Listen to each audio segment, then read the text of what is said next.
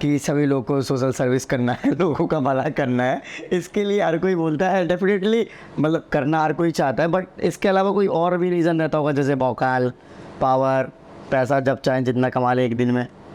मुझे लगता है कि बेटा अभी आप जैसे कि कमिश्नर हैं, आपने बताया, तो वो कैसा एक्सपीरियंस रहा? अभी आप ऑफिसर ऑलरेडी हैं और फिर दोबारा से आईएएस बन गए हो। तो ऐसे लोग आ रहे हैं, मैक्सिमम लोग जो मुझे मिल रहे हैं जो ऑलरेडी जॉब कर रहे थे या फिर जॉब छोड़ने के बाद यहाँ पे आए और वो फर्स्ट टू अटेम्प्ट में सिलेक्शन ले जा रहे हैं और अच्छे रैंक के साथ। राइट, ऑप्शनल में आपका अभी आपने बताया कि one of the best marks आया, तो कितना आया और उसको कैसे अप्रोच किया था? ओके, आप अभी गेजेटेड पोस्ट पे हैं और उसके बाद आप सिविल सर्विसेज की भी प्रिपरेशन कर रहे हैं, तो ये पॉसिबल हो पाया कि मतलब टाइम मिला आपको? तो आपके पास एटलीस्ट एक जॉब रहेगी और आप फाइनेंशियली स्ट्रगल नहीं करोगे। Hello everyone, welcome to student. तो सर हमारे साथ द्विज सर, जिनका 71 रैंक के साथ यूपीएससी में सिलेक्शन हुआ है, ये इनका थर्ड अटैम्प्ट था। इसके पहले सर पौंडीचेरी में जो डानिप्स के थ्रू एसडीएम या फिर वो सारी पोस्टेड के लिए सिलेक्शन होता है, तो वो सिलेक्ट हुए थे और इस बार सर का 71 रैंक आया, तो डेफिनेटली सर आईएएस बन जाएंगे इस बार। और सर का जो ये प्रिपरेशन वगैरह रहा है वो सारा सेल्फ स्टडी से रहा है, तो आज हम सर की जर्नी जानेंगे और अभी जॉब भी कर रहे हैं तो डेफिनेटली उसका एक्सपीरियंस जानेंगे। जॉब के साथ अगेन इतनी अच्छी रैंक कैसे ला पाए, इसके बारे में बात करेंगे। सो अभी तक आपने चैनल को सब्सक्राइब नहीं किया तो चैनल को सब्सक्राइब कर लीजिए।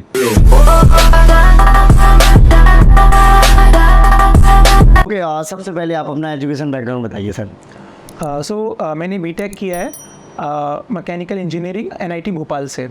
उसके बाद मैंने 1 साल जॉब की हीरो मोटोकॉर्प गुड़गांव में।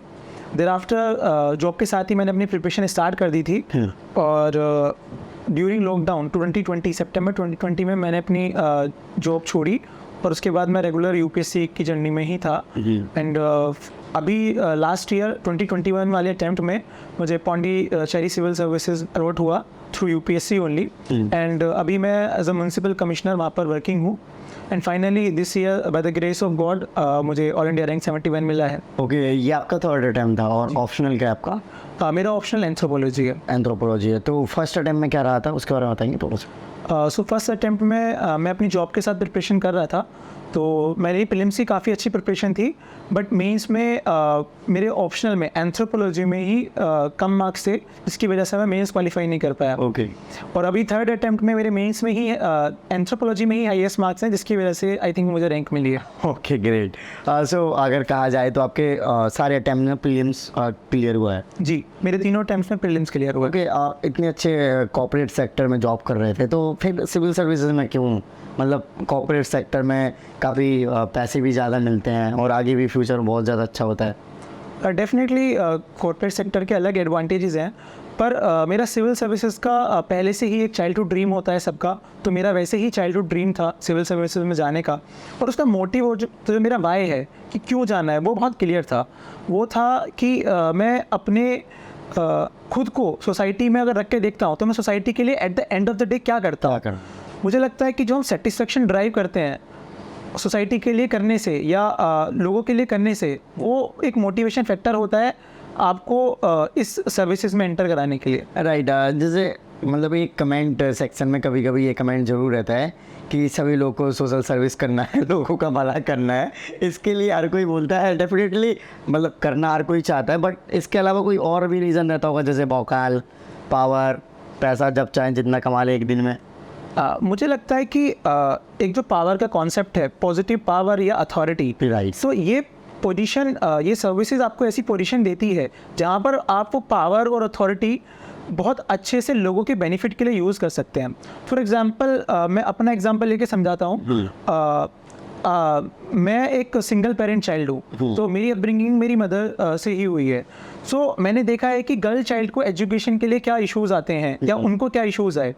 वो गर्ल्स स्टूडेंट्स को टीच करती थी, उनको ट्यूशन्स देती थी, तो उससे मैंने देखा उनको काफ़ी इश्यूज़ हैं। तो कहीं ना कहीं रहता है कि हम ये कैसे चेंज कर सकते हैं, ये कैसे मैं कैसे कर सकता हूँ। तो मुझे लगता है कि वो जब आपको बचपन में ही आ जाता है कि ये मुझे चेंज करना है, तो ये सर्विसेज आपको वो पावर और अथॉरिटी प्रोवाइड करता है कि आप वो चेंज ला सकते हो। ये एक मंजिल है तो रास्ते भी होंगे और एक मेंटर भी जो मुश्किलों को आसान बना दे। नतीजे सहयोग नहीं होते, दूसरों से बेहतर स्कोर होते हैं। GS Score, an institute for civil services. Good career is a process, and mentoring at GSU Score is driven by primarily two objectives. One is empowerment, and another is excellence. This is what we are known for. कामयाबी की राह पर 1000 से भी ज्यादा निशान। GS Score।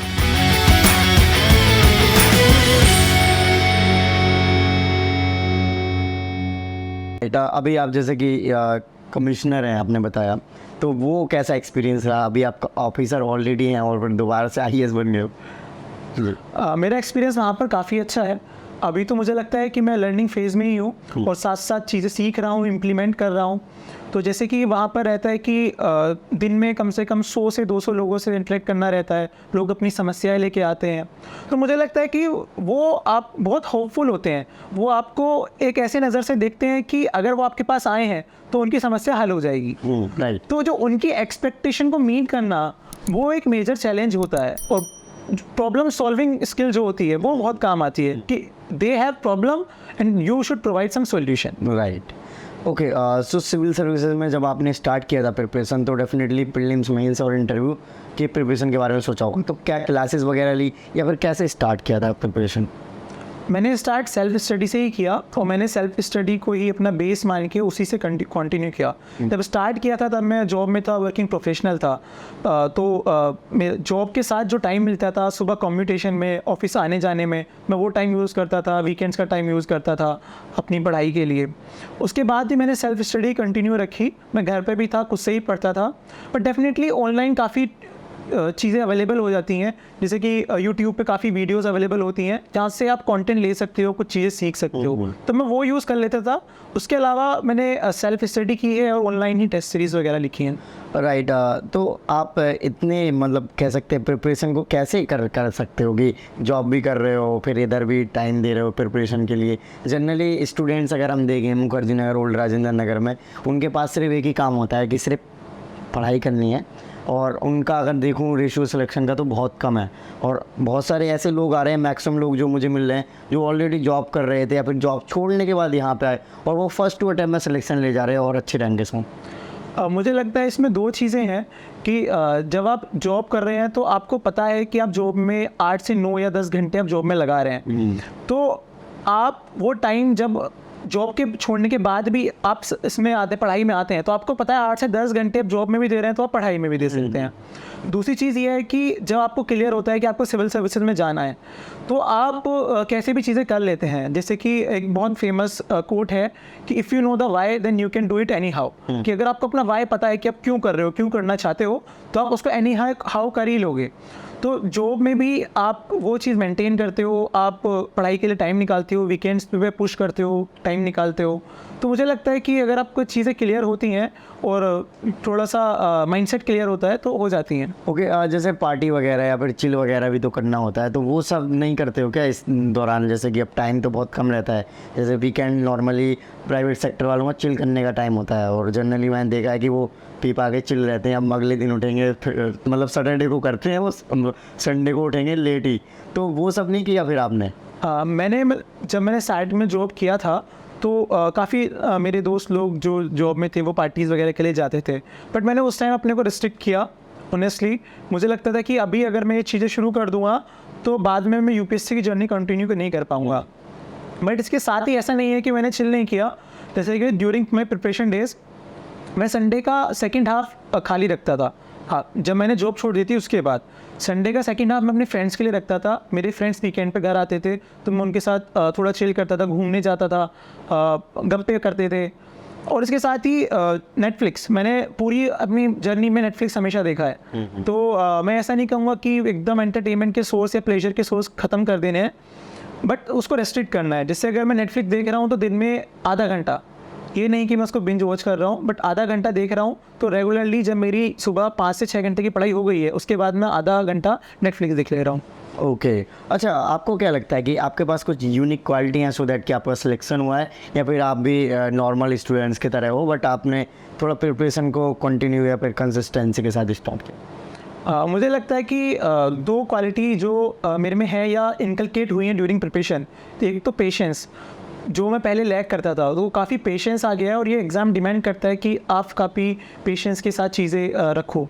उसके साथ मुझे लगता है कि कंसिस्टेंसी और डिसिप्लिन शुरू से ही रहा है। मेरी मदर टीचर है तो फॉर्चुनेटली उधर से थोड़ा डिसिप्लिन आ जाता है, तो डिसिप्लिन से कंसिस्टेंसी आ गई और मुझे लगता है कि वो दोनों क्वालिटी काफ़ी हेल्प करी इसमें। ओके, जैसे कि आपका एसडीएम या फिर कमिश्नर इक्विवेलेंट पोस्ट है, तो अभी जो सैलरी या फिर जो पर्क्स एंड अलाउंस मिलते हैं, तो वो कितने आपके लिए, मतलब कह सकते हैं हर कोई चाहता है कि ये सारी चीज़ें मिलें, जैसे कि जो सारी फैसिलिटीज़ होती हैं, गाड़ी मिलती हैं, घर मिलता है, तो वो कितना सेटिस्फैक्टरी रहता है? मुझे लगता है कि जो पर्क्स हैं वो रिस्पॉन्सिबिलिटी के साथ आते हैं। जैसे कि अभी मैं as a municipal commissioner working हूँ, तो जो पर्क्स हैं या जो फैसिलिटीज़ हैं, उससे फैसिलिटीज़ जो हैं वो इसलिए होती हैं ताकि हम लोगों की हेल्प कर सकें उन फैसिलिटीज़ का यूज़ करके। अगर आपको कोई फैसिलिटी मिली है वो इसलिए मिली है ताकि आपका जो दिमाग है या जो आपका टाइम है वो लोगों के लिए गुजरे, ना कि अपनी चीज़ों को मैनेज करने में। वो फैसिलिटी आपको इसीलिए मिलती है, तो मुझे लगता है वो फैसिलिटी और रिस्पॉन्सिबिलिटी साथ साथ चलती है। प्रीलिम्स की क्या स्ट्रेटजी फॉलो करते हैं आप? प्रीलिम्स में मुझे लगता है कि PYQs बहुत ज़्यादा इंपॉर्टेंट होते हैं, तो मैं PYQs पे बहुत ज़्यादा रिलाई करता हूँ। तो मैं प्रीलिम्स जाने से पहले 3-4 बार PYQ सॉल्व कर लेता हूँ। उसके अलावा PYQs में जो पढ़ना होता है, जैसे कि अगर मैं स्पेक्ट्रम और लक्ष्मीकांत पढ़ रहा हूँ तो मैं उसको शॉर्ट फॉर्म में पढ़ लेता हूँ। शॉर्ट फॉर्म में इन द सेंस कि जैसे स्पेक्ट्रम पढ़ रहा हूँ और कुछ चैप्टर्स हैं, सोशल रिफॉर्म मूवमेंट है या रिबेलियन वाले चैप्टर्स हैं, तो मैं उनको मैप पे प्लॉट कर लेता हूँ और मैप पे वो पिक्टोग्राफिक मेमोरी का यूज़ करके वो जल्दी रिवाइज हो जाता है। तो मैं रिवीजन को थोड़ा आसान बना लेता हूँ, PYQs पे ज़्यादा फोकस करता हूँ। और इसके अलावा मुझे लगता है कि जो प्रीलिम्स में चीज़ वर्क करती है वो है कॉन्फिडेंस। जैसे कि अब मेरे फर्स्ट अटेम्प्ट में मेरे पास उतना कंटेंट नहीं था, ना मुझे उतना आता था, बट मैंने सोचा कि मेरे पास केवल एक चीज़ है जो मुझे और एक 4th अटेम्प्ट वाले को डिफरेंशिएट कर सकती है, वो है कॉन्फिडेंस। कि अगर मैं एग्ज़ाम हॉल में कॉन्फिडेंट रहूँ, वो प्रेशर हैंडल कर जाऊँ और बहुत कामली पेपर अटेम्प्ट करूँ, तो I will definitely make it. Okay, generally her student को सारे क्वेश्चंस नहीं आते हैं। 30 क्वेश्चंस अराउंड अप्रॉक्स माना जाता है कि सभी को आ रहे होते हैं, इससे ज़्यादा तो किसी को नहीं आते हैं। तो बाकी क्वेश्चंस किस तरीके से करते थे? तो मानना एलिमिनेट, अब एलिमिनेट भी करना तो कैसे किया जाता है एलिमिनेट, तो वो बताइए थोड़ा सा। मुझे लगता है कि 100 क्वेश्चंस तो नहीं करने होते। मैं अराउंड 90 क्वेश्चंस अटेम्प्ट करता था, तो उसमें 30 to 35 क्वेश्चंस, जैसे आपने राइटली बोला, वो विद इन सिलेबस होते हैं, स्टैटिक पोर्शन होता है, तो वो वहाँ से कवर हो जाते हैं। मुझे लगता है जो बाकी के 20-30 क्वेश्चंस होते हैं वो सिलेबस की पेरिफेरी से रिलेटेड होते हैं, डायरेक्ट सिलेबस का पार्ट नहीं होते, बट पेरिफेरल नॉलेज से हमारी सॉल्व हो जाते हैं। अगर आपके पास पेरिफेरल नॉलेज है तो आप ऑप्शंस से एलिमिनेट कर सकते हैं और टिक कर सकते हैं। उसके अलावा जो 20-30 क्वेश्चंस बचते हैं, तो मुझे लगता है वो एक जर्नलिस्टिक टाइप और एक कॉमन सेंस बेस्ड क्वेश्चन होते हैं, जिसमें अगर हम थोड़ा सा कॉमन सेंस यूज़ करें, स्पेसिफिकली अगर एनवायरनमेंट और साइंस एंड टेक के क्वेश्चंस आ रहे हैं, एप्लीकेशन ओरिएंटेड स्पेसिफिकली होते हैं, तो मुझे लगता है कॉमन सेंस और थोड़ा सा लॉजिकल गैसिंग करें, 5-10 क्वेश्चन में आप लॉजिकल गैसिंग कर सकते हैं, तो मुझे लगता है कि अराउंड 80 to 90 क्वेश्चंस आप अटेम्प्ट कर सकते हैं। ओके, अभी आपने मेंस के बारे में बताया। मेंस काफ़ी लेंदी मतलब फोर्सन होता है प्रिपरेशन का, और इसमें आपको 9 एग्ज़ाम देने होते हैं। तो वो 9 एग्ज़ाम जब देते थे उसको कैसे मैनेज किया? क्योंकि आपने 3 बार लगातार एग्ज़ाम दिए हैं और डेफिनेटली काफ़ी एग्जॉस्टिंग तैयारी रहती है, काफ़ी एग्जॉस्टिंग मतलब टाइम हो जाता है वो। मेंस में एंड्योरेंस काफ़ी ज़्यादा इंपॉर्टेंट है और काफ़ी ज़्यादा स्ट्रगलिंग रहता है, स्पेशली वो 10 दिन जब आप वो एग्ज़ाम लिख रहे होते हैं। तो मुझे लगता है कि उसके लिए हमें पहले से प्रिपेयर करना चाहिए। जैसे कि हम बोलते हैं ना कि if you sweat in practice then you bleed less in war. तो मेंस देने से पहले मैंने 2 सिमुलेशन किए थे, सेम टाइम में, सेम एनवायरनमेंट कंडीशन में बैठ के मैंने GS1, GS2, GS3, GS4 ऐसे करके पेपर लिखे। फिर मैंने अगली सिमुलेशन 45 दिन बाद की, फिर उसमें GS1, GS2, GS3, GS4 ऐसे किया, और फिर फाइनली जाके मैंने एग्ज़ाम में लिखा। तो एग्ज़ाम से पहले मैं 2 बार सेम सिमुलेशन में एक पेपर लिख चुका था। तो मुझे लगता है कि वो काफ़ी हेल्प करता है, आपको रेजिलिएंट बना देता है चीज़ों के लिए, और आपके माइंड को कहीं ना कहीं प्रिपेयर कर देता है कि ये फेस आप करने वाले हो। राइट। ऑप्शनल में आपका अभी आपने बताया कि 1 ऑफ द बेस्ट मार्क्स आया, तो कितना आया और उसको कैसे अप्रोच किया था? सो मेरा ऑप्शनल एंथ्रोपोलॉजी था और उसमें मेरे 315 मार्क्स आए हैं। तो उसको अप्रोच करने के लिए मैंने basic starting amber and amber करके एक बुक है एंथ्रोपोलॉजी की, मैंने वहाँ से रीड करना स्टार्ट किया था और वहाँ से उस सब्जेक्ट में मेरा इंटरेस्ट काफ़ी बन गया। उसके बाद मैंने जो बेसिक रिसोर्सेज होते हैं वो फॉलो किए, उन्हें मंगाया और खुद से नोट्स बनाए। नोट्स के बाद जब फर्स्ट अटैम्प्ट में मेरा एंथ्रो का स्कोर बहुत अच्छा नहीं था, मैंने अटैम्प्ट किया, तो आई रियलाइज़ कि मुझे वैल्यू एडिशन की ज़रूरत है और मेरे कंटेंट को यूनिक बनाने की ज़रूरत है। तो मैंने न्यूज़पेपर से जो मेरे को कुछ एग्जांपल मिलता था तो मैं अपने कंटेंट में डाल लेता था और वो उसको एज अ कंक्लूजन और एज अ वे फॉरवर्ड लिखने की कोशिश करता था। उसके अलावा मैंने टेस्ट सीरीज़ ज्वाइन की थी, तो टेस्ट सीरीज़ में मैं कंटिन्यूस टेस्ट लिखता था, अपनी परफॉर्मेंस मॉनिटर करता था। और जैसे कि कई बार ऐसा होता है कि ऑप्शनल के लोग टेस्ट लिखते नहीं है, जीएस की टेस्ट लिखते हैं बट ऑप्शनल के नहीं लिखते। बट मैंने ऐसा नहीं किया, मैंने ऑप्शनल के भी पूरे 10 टेस्ट लिखे थे मेरे हर अटैम्प्ट में। इस बार भी 10 लिखे, लास्ट ईयर भी 10 टेस्ट लिखे थे। तो मुझे लगता है कि अगर आप कॉन्टिन्यूस प्रैक्टिस में रहते हैं तो आपकी कंटेंट डिलीवरी इंप्रूव होती है, उससे आपका कंटेंट भी इंप्रूव होता है। सर जनरली कुछ एस्पिरेंट अलग अलग प्रकार के होते हैं, कुछ जैसे एग्ज़ाम प्रीलिम्स आ गया तो उसके पहले ही बहुत ज़्यादा पढ़ते हैं, पहले कुछ ज़्यादा नहीं पढ़ रहे होते हैं। कुछ लोग होते हैं एग्ज़ाम जाते हुए भी बुक्स नोट्स ले जाके रास्ते में गाड़ी में जा रहे हैं, फिर बाहर पलट रहे हैं, है ना। कुछ लोग होते हैं 1-2 दिन पहले एकदम आप एग्ज़ाम देंगे सीधा, उसके बाद देखा जाएगा। हाँ, तो आप किस टाइप के थे और क्या करना चाहिए स्टूडेंट्स को? मैम प्रीलिम्स के जो पहले दिन शाम से नहीं पढ़ता था, और प्रीलिम्स के पहले दिन भी मैं जो अपने अच्छे सब्जेक्ट है जैसे कि पॉलिटी है तो पॉलिटी को रिवाइज कर लेता था ताकि थोड़ा माइंड रिलैक्स रहे और कॉन्फिडेंस बना रहे। और शाम से मैं बिल्कुल नहीं पढ़ता था, थोड़ा रिलैक्स करता था माइंड को, बिकॉज मुझे लगता है कि माइंड को रिलैक्स अगर हम लोग करते हैं तो वहाँ पर जो कॉमन सेंसिकल वाले क्वेश्चन होते हैं, जो लॉजिकल क्वेश्चंस होते हैं, वो बेटर अटैम्प्ट कर पाते हैं। बिकॉज बाद में आके ऐसा लगता है कि ये तो कॉमन सेंस से सॉल्व हो रहा था, बहुत ईजी था। वो प्रेशर हैंडल करने के लिए भी इम्पॉर्टेंट है कि आप पहले दिन थोड़ा कम पढ़ें, थोड़ा माइंड को रिलैक्स करें। तो मैं तो माइंड को रिलैक्स करता था। ओके, मेंस के बारे में बताइए कि मेंस के लिए आपने क्या स्ट्रेटजी फॉलो करी, क्या प्रीलिम्स और मेंस की इंटीग्रेटेड कर रहे थे? हाँ, मेरे फर्स्ट अटेम्प्ट में तो मैं प्रीलिम्स और मेंस की इंटीग्रेटेड नहीं कर पाया था, इसकी वजह से मेरा मेंस में सिलेक्शन भी नहीं हुआ। बट उसके बाद मैंने प्रीलिम्स और मेंस की काफ़ी इंटीग्रेटेड प्रिपरेशन रखी, और जो प्रीलिम्स का कंटेंट था बेसिकली वही मेंस में काफ़ी जगह यूज़ होता है। तो मैंने वही स्ट्रेटेजी रखी कि जब मैं प्रीलिम्स के लिए पढ़ रहा हूँ तो साथ के साथ मैं मेंस के लिए भी चीज़ें बना ले रहा हूँ, या मैं अगर प्रीलिम्स के लिए स्पेक्ट्रम पढ़ रहा हूँ तो मैं उसको इस तरीके से पढ़ रहा हूँ कि इसमें से मेंस के लिए क्या कंटेंट यूज़ हो सकता है या मैं क्या मेंस में ऐड कर सकता हूँ। तो मैंने एक इंटीग्रेटेड प्रिपरेशन रखी उसके लिए। ओके, हाँ। और बाकी स्ट्रेटेजी में मैंने आंसर राइटिंग पे काफ़ी फोकस किया, PYQs पे काफ़ी फोकस किया। मैंने जितने भी GS हैं और ऑप्शनल हैं सबके PYQs लिखे, टेस्ट सीरीज़ लगाई, और मैं अपने जो चेक हो के आंसर्स आते थे वो अपने जो मेरे दोस्त हैं उनको भी भेजता था। असद और शुभतोष, उन दोनों की भी रैंक आई है, लकीली हम लोग तीनों साथ में सेलेक्ट हुए हैं। ओके, जैसे कि सेल्फ स्टडी कर रहे होते हैं तो पता नहीं होता कि कैसे स्टार्ट करें, क्या रिसोर्सेज फॉलो करें, क्या हम जो कर रहे हैं वो बहुत ज़्यादा सही है। आप तो जैसे कि आपने बताया अपने होम टाउन में रह के तैयारी करी है, तो अगर दिल्ली में भी होते तो फिर भी एक इन्वायरमेंट मिलता रहता है, फिर कुछ ऐसे स्टूडेंट के साथ इंटरेक्शन रहता है जो ऑलरेडी सिलेक्शन है या फिर इंटरव्यू दे चुके हैं या फिर कोचिंग कर रहे हैं, तो थोड़ा ईजी हो जाता है। बट आप कैसे कर रहे हैं? मुझे लगता है कि बेसिक्स अगर आप NCERT से शुरू किया था मैंने, उसके बाद अगर कोई स्ट्रेटजी या रिसोर्स या गाइडलाइन की ज़रूरत है तो ऑनलाइन अवेलेबल है। जैसे कि अभी अगर मैं और आप इंटरव्यू कर रहे हैं तो इसको भी लोग देखेंगे, इससे भी कुछ ये सीखेंगे। सिमिलर मैनर में मैंने भी अपने जो सीनियर्स रहे हैं जो सर्विसेज में हैं उनके इंटरव्यूज से, उनके ब्लॉग पढ़ के, फॉर एग्जांपल अनुदीप द्रुशेट्टी सर का ब्लॉग था 2017 में जिनकी ऑल इंडिया रैंक 1 थी, तो उनके ब्लॉग से मैंने काफ़ी कुछ सीखा और अपनी एंथ्रो की स्ट्रेटजी मेरी काफ़ी उनसे सिमिलर थी। तो मुझे लगता है कि ऑनलाइन चीज़ें अवेलेबल होती हैं, ज़रूरत है सेल्फ स्टडी की और एक डिसिप्लिन की। ओके, सो आपको क्या लगता है कि कितने घंटे एवरेज पढ़ना चाहिए, फिर आप कितने घंटे एवरेज पढ़ते हैं? मेरा एवरेज 8 से 9 घंटे की मेरी पढ़ाई होती थी, तो मुझे लगता था कि इतना ही मेरा जॉब का टाइम था 8 से 9 घंटे, तो मैं 8 से 9 घंटे रेगुलर पढ़ता था। तो एग्ज़ाम टाइम में थोड़ा एक्सीड हो जाता था 10 से 11 घंटे, बट ऑन एन एवरेज मुझे लगता है 8 से 9 घंटे सफिशिएंट होते हैं। ओके, आप अभी गेजेटेड पोस्ट पे हैं और उसके बाद आप सिविल सर्विसेज की भी प्रिपरेशन कर रहे हैं, तो ये पॉसिबल हो पाया कि मतलब टाइम मिला आपको? होपफुली जो मेरी ये सर्विस थी इसकी ज्वाइनिंग मेरी मेंस के बाद आई थी, तो मैंने मेंस अच्छे से लिखा, उसके बाद इंटरव्यू की प्रिपरेशन मैंने जॉब के साथ ही की, और तो उससे मुझे लगता है कि और एक अच्छा एक्सपीरियंस मिला।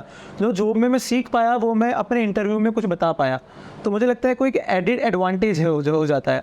ओके, और जो क्या कहते हैं बी प्लान है, कभी आपने इसके पहले सोचा था प्रिपरेशन में आने के पहले, या फिर आप MNCs में जॉब कर रहे थे तो कोई नहीं, अगर UPSC नहीं होता तो फिर मैं यहाँ तो हूँ? फिर डेफिनेटली मैंने प्लान बी के बारे में सोचा था। In fact after my first attempt only तो मैंने सोचा कि मैं स्टेट सर्विसेज में अपेयर करता हूँ, और मैंने स्टेट सर्विसेज में अपेयर किया और उसमें मेरा सिलेक्शन भी हो गया था, बट मैंने वो बाद में ज्वाइन नहीं किया। तो मुझे लगता है कि स्टेट सर्विसेज एक ऑप्शन रहता है। उसके अलावा मैंने RBI ग्रेड बी और नाबार्ड का भी एक बार अटेम्प्ट किया था for having this job security. उसके बाद मुझे लगता है कि प्लान बी अगर आपका रहता है तो एक मेंटल सिक्योरिटी रहती है और एक मेंटल रेजिलियंस बनी रहती है कि अगर UPSC अनसर्टेन है, अगर नहीं हुआ तो आपके पास एटलीस्ट एक जॉब रहेगी और आप फाइनेंशियली स्ट्रगल नहीं करोगे। Right, okay. सो ओवरऑल आपने जर्नी को बताया, तो आप कुछ और टिप्स देना चाहोगे? अभी आप जो प्रीलिम्स देखा होगा, थोड़ा सा डिफरेंट पैटर्न बता रहे हैं, फिर डिफरेंट एग्ज़ाम रहा इसके बाद। मुझे लगता है कि प्रिपरेशन में थोड़ा सा चेंज करने की ज़रूरत है। सिलेबस सेम है और क्वेश्चन भी लगभग सिमिलर आ रहे हैं, सिर्फ ऑप्शंस की वजह से एग्ज़ाम डिफ़िकल्ट हो गया है। तो मुझे लगता है प्रिसाइजनेस पे ज़्यादा फोकस करने की ज़रूरत है। अगर इस बार का प्रीलिम्स का पेपर देखें तो बहुत प्रिसाइज कंटेंट पूछ रहे हैं, तो अगर हम अपनी प्रिपरेशन को थोड़ा प्रिसाइज करेंगे और फोकस रखेंगे तो आई थिंक सिमिलर सिलेबस और सिमिलर कंटेंट से किया जा सकता है। राइट, ओके फ्रेंड्स, सर का जो टेलीग्राम और इंस्टाग्राम का लिंक है वो वीडियो के डिस्क्रिप्शन में दे दूंगा। सर टेलीग्राम पे तो काफ़ी अच्छा कंटेंट पोस्ट करते रहते हैं, जो आप सर के नोट्स हो गए या फिर पर्सनल कुछ टिप्स हो गई वो देते रहते हैं, जो कि आपके प्रिपरेशन में डेफिनेटली हेल्प करेंगे। सो वो लिंक वीडियो के डिस्क्रिप्शन में मिल जाएंगे, आप ज्वाइन कर सकते हैं। So friends, overall I think आपको वीडियो अच्छी लगी होगी, तो इस वीडियो को लाइक करें। अभी तक आपने चैनल को सब्सक्राइब नहीं किया तो चैनल को सब्सक्राइब कर लीजिए। जय हिंद।